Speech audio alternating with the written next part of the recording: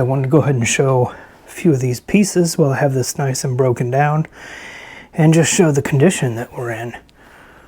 We'll start with the barreled action here. Very dirty underneath. Looks like it was definitely hit with some sort of wire wheel, unfortunately.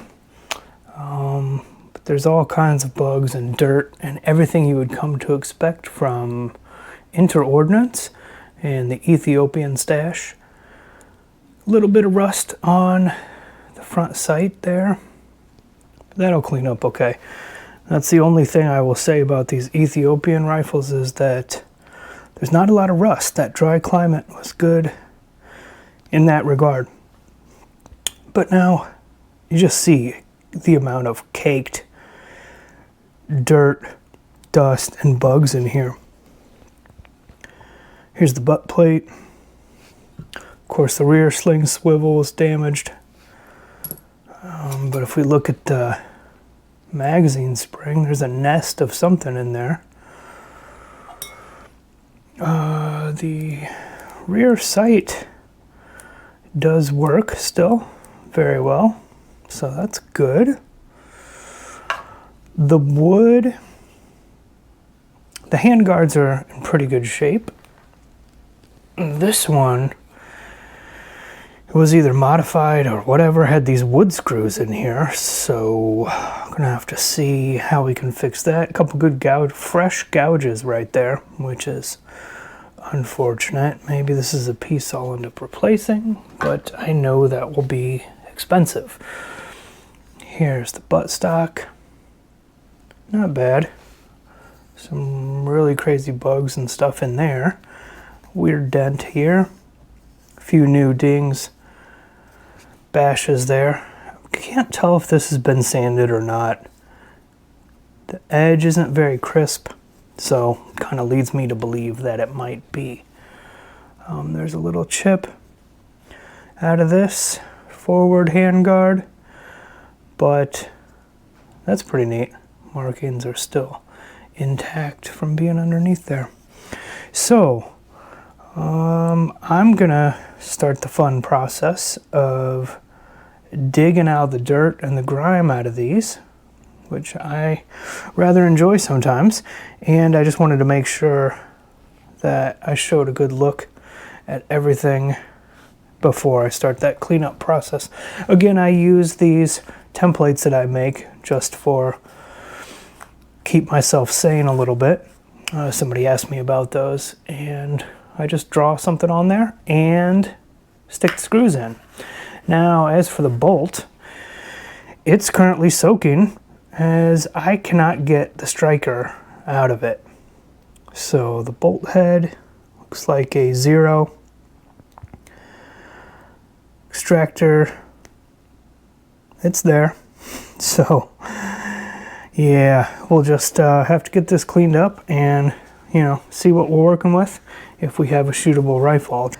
Okay, so here we are down on the bench, and I finally got all this cleaned up for the most part. There was a couple surprises waiting for me in there, but, you know, nothing too extreme. So the wood is looking pretty good, feels good. There's some issues here just in terms of a little bit of damage, but it's all feeling really nice, and I think that this is going to be fine. This sort of matches the overall aesthetic of this rifle anyway. You can see there's some damage here, and I believe this is not the correct stock for a number 4 Mark 1. So let's see, otherwise the handguards look good. This one doesn't match very well, so maybe I'll look into a different one in the future. However, not at the moment. Looks like a few of these parts are not Savage parts, which doesn't surprise me. I imagine they just kind of pieced together whatever they could to keep these running.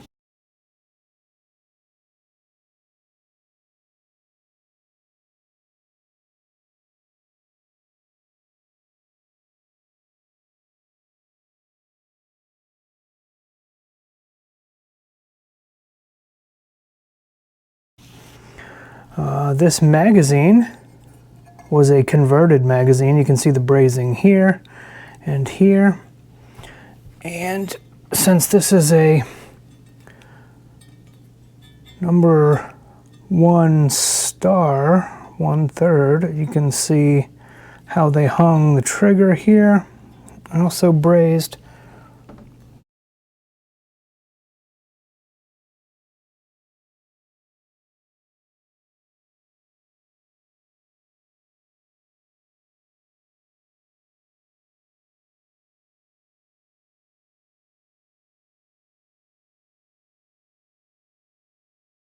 Everything is pretty much here, minus the sling swivel on the butt. I forgot to order one of those, which sucks. And so again, there was the chunks of wood inside of the bolt face, keeping the extractor in. So I ordered one of those. And this chunk of wood here came off right here, so I'll have to get that back on, give me a chance to work on some gluing, and otherwise there's no cracks in this stock, which is good. Let's see, well, the muzzle is pretty atrocious. However, at the crown, it's really not too bad. So we'll see if we can get some accuracy out of this, or if we'll need to re-crown or even counterbore this thing. But we'll see how much money I'm gonna sink into this. So the bore is another thing. As soon as I think it's clean, it keeps showing up with extras. So I'm going to keep working on that for just a little bit. And do have a bayonet for this. This is a number 4 Mark II bayonet. I can't find a Mark I that I can afford, so I have this one. The only other thing was the bolt. It just would not come apart. It was just rusted shut. So I let it soak in some Croil, and I worked on some leverage and just was able to pop it finally. And now everything's cleaned up and working well in there. So I just have to replace the extractor and the extractor spring, and otherwise we'll just get this back together. So I'd like to show some reference materials when I have the opportunity, so I thought I'd showcase a couple items that I have available to me in my collection. Now, as always, the For Collectors Only by North Cape Productions is a great series. This is the volume 2 of the British Enfield rifles, and that covers the number 4 and the number 5. This is a great book, and these are still relatively affordable before they're out of print, and then you go into the secondhand market. So this is sort of an all-in-one book. It covers a lot of disassembly, as well as some of the different variations, the sniper models, the T models, as well as the number 4 1/2, the 1/3, and different variations, as well as some proof marks and bayonet types, sling types, etc. So it's just an all-around really good reference if you're looking for something along those lines.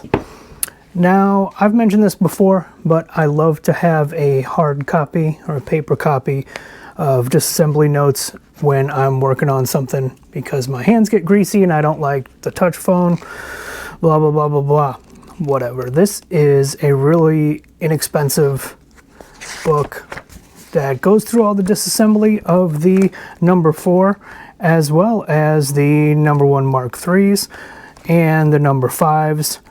It's nothing special, but it gives you some up-close views of some of the disassembly procedures, if that's something that might interest you. And I believe this is, $7 or $8, something along those lines. And lastly, I found this Lee Enfield #4 rifles from Excalibur Productions.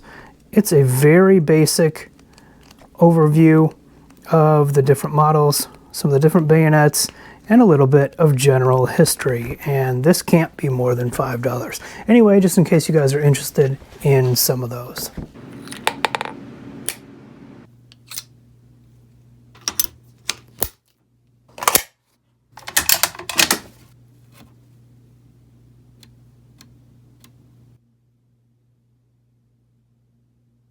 So at long last, I have this cleaned up and out of my workspace so I can move on to the next project. Now, of course, the #4 Mark I will be firing the famous British 303 cartridge fed by stripper clips. So there's a lot of interesting features about this particular rifle, and some that help tell the story of the Ethiopian situation. And so there was sort of a dilemma for me. What do I do with this? I was tempted right away to put back all of the correct parts on this for a #4. But after some thinking, I thought it's much better to leave it in this condition as a representative of that time and place. So what we'll notice is that there are quite a few features of this particular rifle that do not belong to this model type, such as the magazine has been converted from a #1 Mark III, and of course these wood screws don't belong here, but they were inserted to make it work, and work it does. One of the other anomalies was inside of the bolt head. The extractor was held in with small pieces of wood fibers that were shoved in there. And I hear that's a not so uncommon fix for that extractor. The one thing that I did replace was an actual extractor spring, because I plan to shoot this one. Now this one does have the milled rear sight that functions perfectly and is really in great shape. It was just, the amount of dust, dirt, and everything in between was pretty incredible. Overall, I do believe that this was wire wheeled, as a lot of these were. You know, I wish they wouldn't do that, but, you know, that's life sometimes. Now, before this, I hadn't done a whole lot of work on Enfield, specifically the #4. And so for me, this was a great learning experience, and I really enjoyed getting in there and figured out the different issues that I was having just by working through them. And surprisingly, this tightened up pretty well, and it's holding together nicely. And I'm just going to keep it as an example, like I said, of this specific time and place, which I think a lot of firearms are representative of. So that's going to do it for the Savage #4 Mark I Star, British Enfield. That is US property marked from Atlantic Firearms. So I want to say thanks as always for watching. I appreciate it. Until next time, keep your fingers off the trigger. We'll see you later.